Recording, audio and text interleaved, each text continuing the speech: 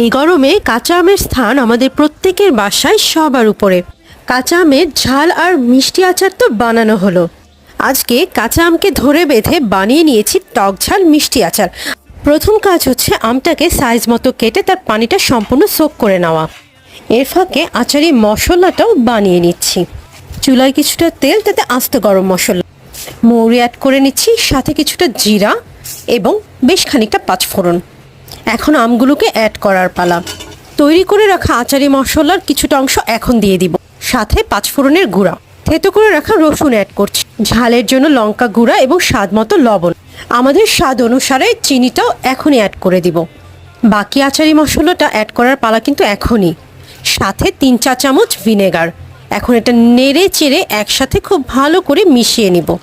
এই আচারটা কিন্তু নাড়াচাড়া উপরেই রাখতে হয় যাতে নিচে লেগে না যায়। আমারটা কিন্তু লেগে যায়নি।